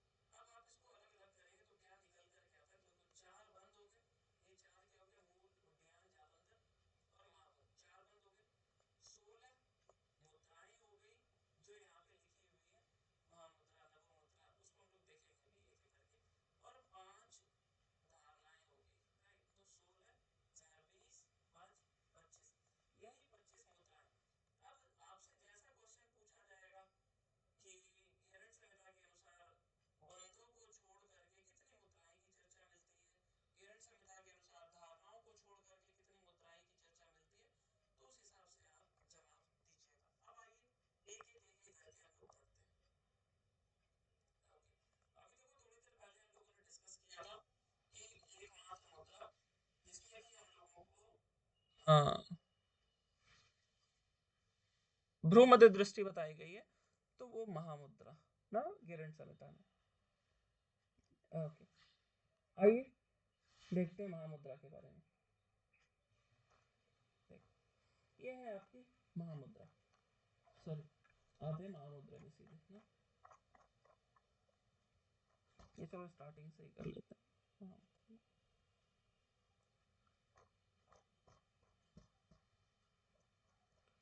एक सेकंड, लगता है पीपीटी में कुछ गड़बड़ हो गई। आइए पहले धारणा को देख लेते हैं, उसके बाद फिर मुद्राओं को शुरू करते हैं ना। हो सकता है अपने मुद्रा इतना मुद्रा पढ़ा तो बोर भी हो गए होंगे। देखिए धारणाओं के बारे में बात करें तो ये धारणा क्या क्या है इसको पढ़ लीजिए, क्योंकि ये आप अन्य जगह भी पढ़ने वाले हैं। लाइक वशिष्ठ संहिता में आप पढ़ोगे, आप गोरख संहिता में पढ़ेंगे, आप ऋषि ब्राह्मण में पढ़ेंगे। धारणाएं ना देखो कॉमन ही है। क्या है धारणा? तो अलग अलग तत्वों पे जब आप क्या करते हो, धारणा करते हैं, तो अलग अलग तत्व क्या हो गए? पृथ्वी, जल, अग्नि, वायु और आकाश। देखो ये 5 जो नाम है, आपको इसके बारे में क्या क्या चीजें पता होनी चाहिए, तो मैं आपको यहाँ पे समझा देता हूँ। इतनी बात आप पता जरूर रखिएगा, नहीं पता रखेंगे तो भारी गलती हो जाएगी। क्या क्या बातें पता रखने योग्य हैं, तो आइए समझते हैं। जितने भी आपके ये महाभूत दिख रहे हैं, राइट, इनका एक बीज अक्षर होगा, ये आपको पता होना चाहिए। राइट, इनका एक बीज अक्षर होगा इन महाभूतों का। इनके जो चक्र होंगे, इन चक्रों के दलों की संख्या, तो दलों की संख्या तो आपको याद रहती है। उस दलों पे बीज अक्षर भी लिखे रहते हैं, वो पता होना चाहिए। किस संहिता में मिलेगा आपको? उस दलों के कोई सिद्ध है, वो पता होना चाहिए। वहां की कोई देवी है, लाइक राकिनी, लाकिनी, शाकिनी, राकिनी, राइट, ये सब देवियों के नाम है ना। तो ये एक सीक्वेंस में आपको याद होना चाहिए। इतनी सारी चीजें आपको पता होना चाहिए कि इसका शेप कैसा होगा, स्क्वायर होगा, चंद्रमा आकार का होगा, इन्वर्टेड ट्रायंगल होगा, कैसा होगा, ये सारी चीजें आपको पता होनी चाहिए। अब देखो यहाँ पे पृथ्वी धारणा के बारे में क्या बोला गया, तो पृथ्वी धारणा का आकार कैसा बोला गया, तो ये एक येलो स्क्वायर होगा, उसके बीच में जो उसके बीच अक्षर होंगे वो होगा लम, इस पे 4 दल होंगे। राइट, तो उन दलों के बारे में यहाँ पे नहीं बताया गया, वो दल आपको सिर्फ संहिता में बताया गया।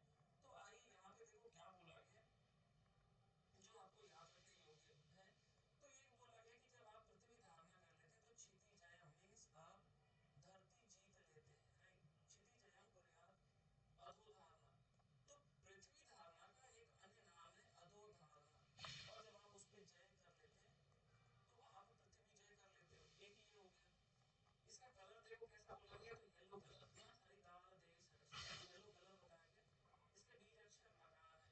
ये मैं यहाँ पे थोड़ा शॉर्ट में इसलिए बोल रहा हूँ क्योंकि ये सारी चीजें चक्रों के बारे में हम लोग शिव संहिता में डिटेल में पढ़ेंगे। यहाँ पे मैं केवल धारणाओं का फल ही आपको बताना चाहूंगा। शिव संहिता के बारे में शिव संहिता में इसको और डिटेल में पढ़ेंगे। तो एक तो हो गया, आपका ये क्षितिज मतलब पृथ्वी जीत लेते हैं। जल धारणा से क्वेश्चन पूछ लिया गया था, आइए इस बार एमपी सेट में क्या फल बताया गया है जल धारणा का, अगर कोई दिया होगा तो याद होगा आपको। राइट, तो देखो जल धारणा का बहुत अनोखा फल बताया गया। क्या बोला गया कि दुख ताप पाप हरिणी। राइट, आप दुख, ताप और पाप, इन तीनों चीजों को हर लेता है। कौन? तो ये डायरेक्ट ही दे देगा जल धारणा। इसका अन्य नाम है आपसी धारणा। तो जल धारणा का क्या फल बोला गया? दुख ताप पाप हरिणी, ये जल धारणा का फल हो गया। अग्नि धारणा का अगर हम बात करते हैं, इसको आग्नेय धारणा भी बोलते हैं, तो इसके फल बोल दिया गया काल गंभीर भीत हरिणी। राइट, तो यही दे देगा काल गंभीर भीत हरिणी किस मुद्रा का फल है? राइट, जल, अग्नि, पृथ्वी, वायु। तो ध्यान रखिएगा ये अग्नि धारणा का है। सिमिलरली जैसे ऊपर पे आपने देखा अधोधारणा, जल धारणा को आपसी धारणा, और यहाँ पे अग्नि धारणा को वैश्वानरी धारणा बताई गई है, जो कि बहुत इंपॉर्टेंट है। फोर्थ धारणा पे आते हैं, तो वायवीय धारणा, जिसका अन्य नाम ऐसा कुछ नहीं बताया गया। ये वायवीय धारणा हो गया। अब यहाँ का फल क्या बोला गया है, तो देखो कि आप आकाश में विचरण कर सकते हैं। राइट, एक्चुअली मेरे पास पेन नहीं है तो मैं लिख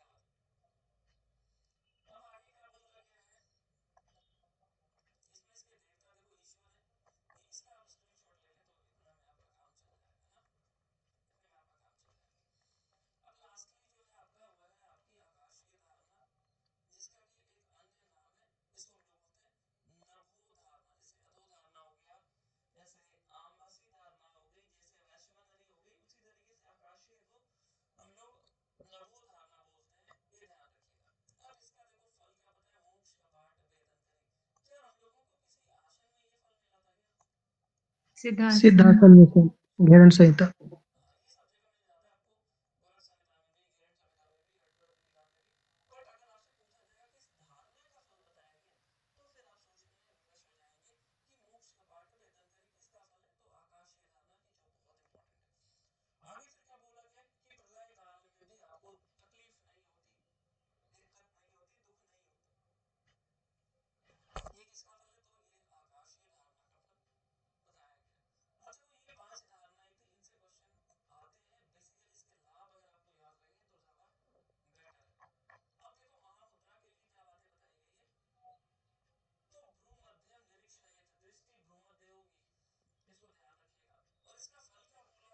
वलितम और पलितम, यहाँ पे वे पगनम नहीं है, लेकिन जब आप हठ प्रदीपिका में बात करते हैं, हठ प्रदीपिका में वेद में, तो वलित पलित और वेपग्न तीनों दिखते हैं, राइट, तीनों दिखते हैं। और इसका फल क्या बोला, क्षय काशम उदावर्त प्लीहा जीर्ण ज्वरम तथा, राइट। ऐसे ऐसे श्लोक को ना आपको समय मिले, अभी तो मैं नहीं सजेस्ट करूंगा, आपने जरूर याद कर लीजिएगा, क्योंकि आने वाले समय में सारा खेल श्लोकों पे ही होगा। आज नहीं, बट हो सकता है जल्द ही ऐसा चीजें आएगी कि, क्योंकि देखो ये इसलिए मैं कह रहा हूँ कि जो व्यक्ति इंग्लिश में पढ़ेगा, राइट, या अगर वो अपने लोकल लैंग्वेज में भी पढ़ेगा, तो श्लोक में तो कोई बदलाव नहीं होगा ना। ये बेसिक सी अंडरस्टैंडिंग है कि श्लोक में कोई बदलाव नहीं होगा, श्लोक तो वैसे ही लिखाएंगे।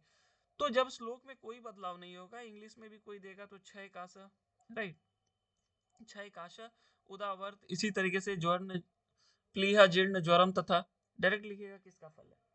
तो अब आपको श्लोक याद नहीं होंगे तो काम चलने वाला नहीं है, बट अभी याद नहीं किया तो अभी नहीं करो, बट अगर अगली बार आप पेपर देंगे तो जरूर ऐसे ऐसे श्लोकों को मैं बता दूंगा, तो उसको जरूर कर लीजिएगा याद। आगे क्या बोला, नाश ये तो सर्व रोगांश, सभी रोगों को नाश करता है, यह महामुद्रा का फल है।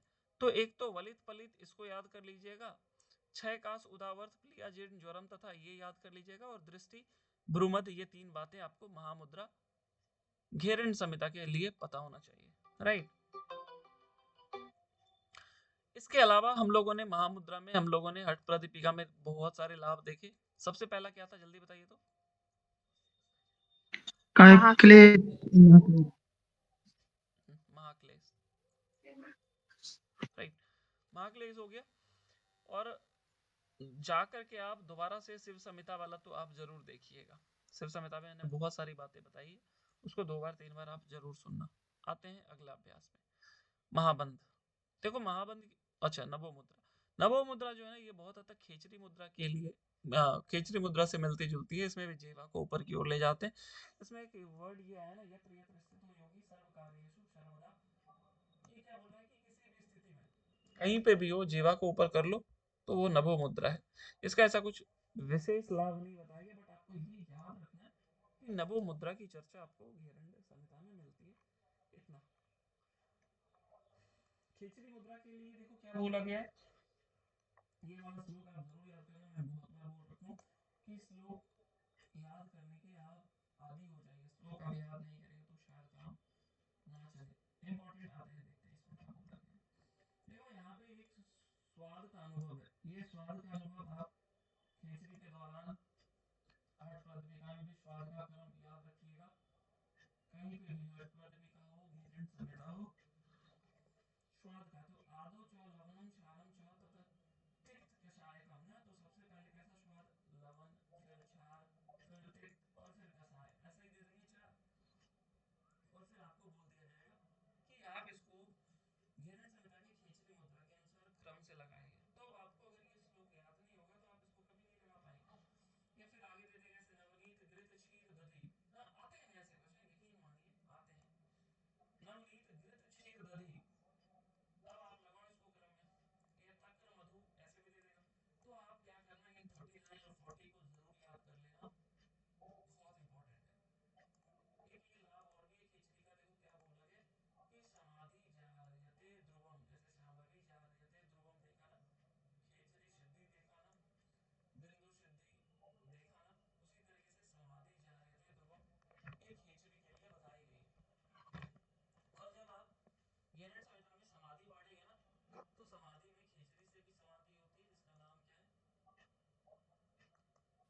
रसानंद।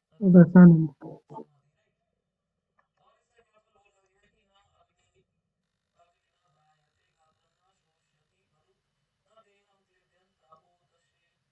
दशेन्न भुजंगम न कि नाही अग्नि जला सकती ना वायु सुखा सकती है ना दे को ये गीला करेगा और ना ही विष का प्रभाव होगा ना। ये देखो ऐसा श्लोक देखोगे ऑप्शन में अगर आपको भगवत गीता दे देगा तो हो सकता है कुछ लोग भगवत गीता भी लगा दे, राइट। तो ये भगवत गीता का नहीं है, ये फल बताया गया खेचरी का। तो ध्यान रखना ये बहुत इंपॉर्टेंट श्लोक है। तो ये 37, 39, 40। बाकी देखो यहाँ पे भी है ना पृथ्वी ब्रह्मत्य, अभी शिव संहिता में भी मैंने बताया, अठराध्याय लीला में देखोगे वहां पे भी मिलेगा। बट एक बात तो जरूर याद रखना कि शिव संहिता में वज्रासन में खेचरी करने के लिए बोला गया है, जो कि बहुत इंपॉर्टेंट है। नेक्स्ट आते हैं महावेद। अब देखो यही चीज हम लोग डिस्कस करते हैं कि मूल बंध और महाबंध की चर्चा मिलती है यहाँ पे ना गैरन संहिता में। यहाँ पे महामुद्रा और महाबंध नहीं है, यहाँ पे मूल बंध और महाबंध निष्फल है महावेद बिना। तो अब तक आप पढ़ रहे थे महामुद्रा महाबंध, बट यहाँ पे क्या है मूल बंध और महाबंध। तो ध्यान रखिए इंपॉर्टेंट है। अभी क्या बोला गया कि ना मृत्यु भयं तस्य ना जरा तस्य विद्यते। वैसे ये कॉमन है, किसी भी मुद्रा का फल अगर आप देखोगे तो मृत्यु दूर करेगा, जरा दूर करेगा, वगैरह वगैरह दूर करेगा ही करेगा। बट यहाँ पे बस यही याद रखना मूल बंध महाबंध और महाहित में जो रिलेशन है, इसके अलावा यहाँ पे कुछ भी इंपॉर्टेंट नहीं है। विप्लविका की बात करते हैं तो वहाँ पे बले बलित बलित और विभव ने, यहाँ पे ऐसा कुछ भी नहीं है, राइट। आओ आगे बात करते हैं विपरीत करने की। तो विपरीत करने में भी देखो जैसे प्रलय काल में दुखी नहीं होता है, किसी और धारणा में देखा क्या अभी हम लोगों ने जस्ट आकाशी नवोधान गिरण से था। आकाशीय धारणा में गिरण संहिता में हम लोग ने यही सेम देखा। दो जगहों पे एक आपको विपरीत करने में देखा है। बाकी देखो ऊपर सूर्य नीचे चंद्र, ये तो आपको याद ही रहेगा कि नाभि मूल्य वसे सूर्यो कालो मूल्य च चंद्रमा, ये जगह बता दिया। और अमृतम ग्रस्ते सूर्यो तो मृत्यु वशो नरः, कि जब कोई ग्रस्त आ जाता है तो मृत्यु आती है।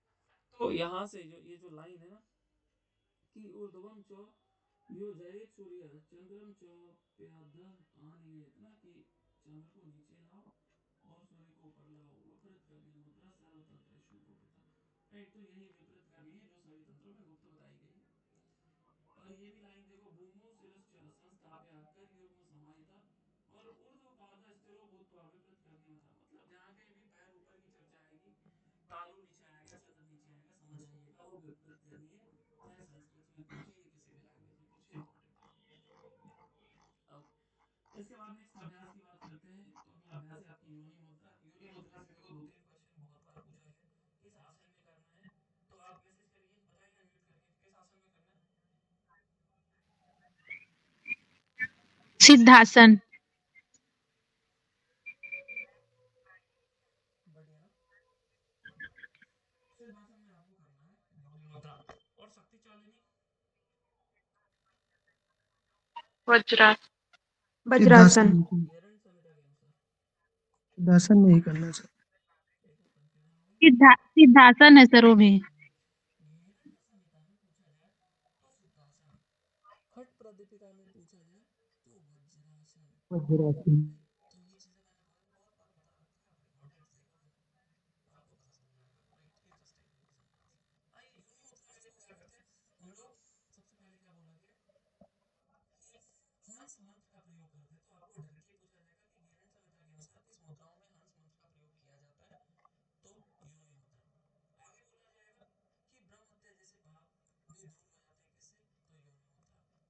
घोर से भी घोर पाप दूर हो जाते हैं किससे, तो योनि मुद्रा। कि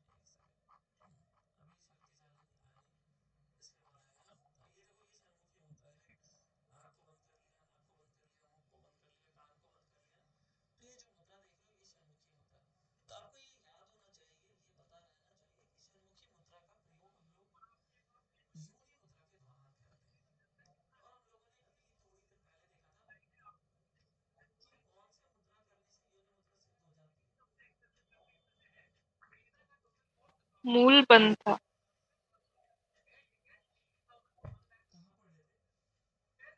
शिव संहिता।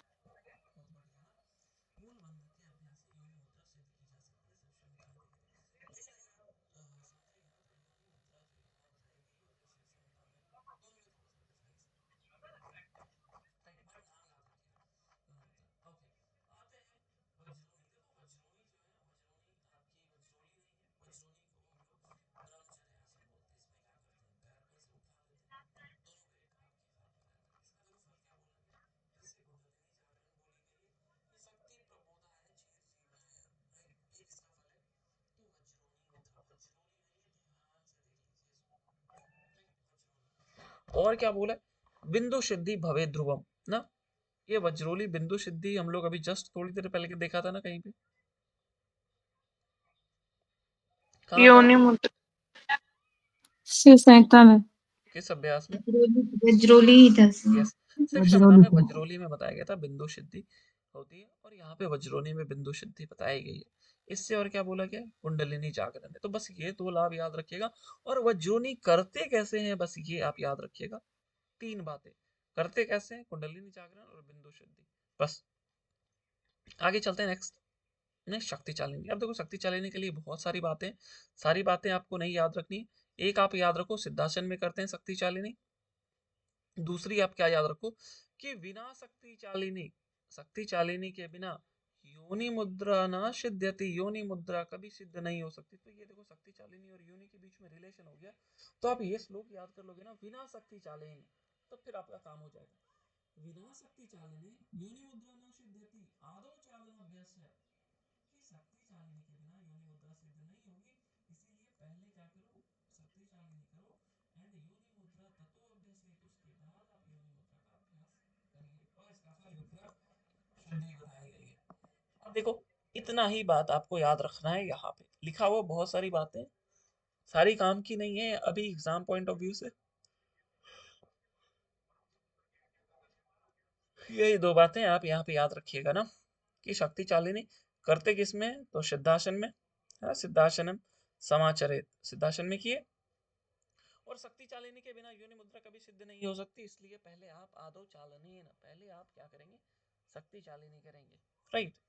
ओके, इसका फल विग्रह सिद्धि बता दी गई है। आगे बात करते हैं हम लोग तड़ागी। तो तड़ागी कैसे करते हैं, ये देखो तड़ाग की तरह समान आपको पेट को क्या करना है, पचका लेना है, राइट। फिर क्या बोला गया, इसका फल जरा मृत्यु। तो इसको यहाँ पे याद, बस आप याद रखिएगा कि किस आसन में तड़ागी मुद्रा करते हैं। जैसे अभी देखा ना आपने, शक्ति चालिनी के शासन में है, योनि मुद्रा के शासन में, तो तड़ागी मुद्रा के शासन में है तो पश्चिमोत्तानासन, राइट। ये बिल्कुल पूछा जा सकता है, बस इतना ही चीज है यहाँ पे, राइट, किस शासन में करते हैं। ओके, पांडु की मुद्रा का देखो एक अनोखा लाभ है, वलित और पलित, ये सेम चीज है, आपने देखा था विपरीत करनी में, वलित और पलित, बट ये था कहाँ, तो हठ प्रदीपिका, हठ प्रदीपिका के विपरीत करनी में वलित पलित था। बाकी अन्य यहाँ पे कुछ भी इंपॉर्टेंट नहीं है, क्योंकि किसी भी मुद्राओं में ना नित्य यौवन रहता ही है। केश न पाको, ये वही बात होगी ना, वलित पलित वही हो गया ना, केश पाको, केश पकता नहीं है, वलित और पलित। तो मांडू की मुद्रा घेरण संहिता वलित और पलित, बस इतना ही। आगे चलते हैं नेक्स्ट, शांभवी मुद्रा। तो शांभवी मुद्रा के बारे में क्या बोला गया, कि इस मुद्रा को ब्रह्मा विष्णु महेश सभी करते हैं। स्वयं एक आदिनाथ सच नारायणी स्वयं सच ब्रह्मा सृष्टिकारियो मुद्रा विधि शांभवी। तो ये डायरेक्टली आपसे पूछा जा सकता है कि इस मुद्रा को ब्रह्मा विष्णु महेश सभी लोग करते हैं, तो शांभवी। बाकी फिर क्या बोला गया है, इसको ध्यान से देखिए। तो इसको कुल वधु बोला गया है, ये सेम चीज आप वैसे प्रतिपदिका में भी पढ़ते हैं, कुल वधु बोला गया है। अब देखो ये लास्ट लाइन जो लिखा है ना, कि धारणानि समासाध्य, राइट, ये जो धारणा पंच धारणा आप पढ़ते हैं, इनको जब आप सिद्ध करते हैं तो किम न सिद्धति भूतले, आपकी सृष्टि में ऐसा क्या है जो नहीं सिद्ध कर सकते हैं। और अनेन नरदेहेन, आप जो नर होता है वो देह के साथ स्वर्गेशु गमनागमम, गमनागमम, राइट, स्वर्ग से शरीर के साथ आ जा सकता है। तो ये देखो शांभवी का फल नहीं है, ये धारणा का फल बताएगा। तो धारणा का फल घेरण संहिता के अनुसार क्या बताएगा, कोई भी नर शरीर के साथ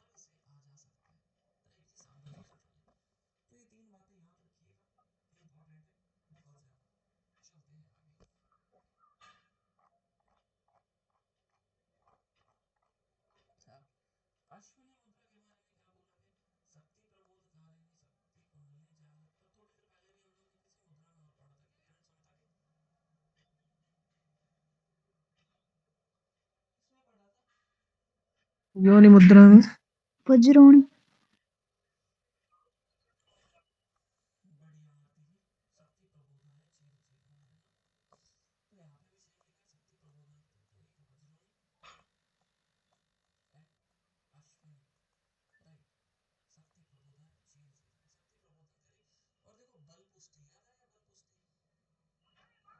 वस्त्र धोती से सर, वस्त्र धोती से बस्ती मूल शोधन से कैसे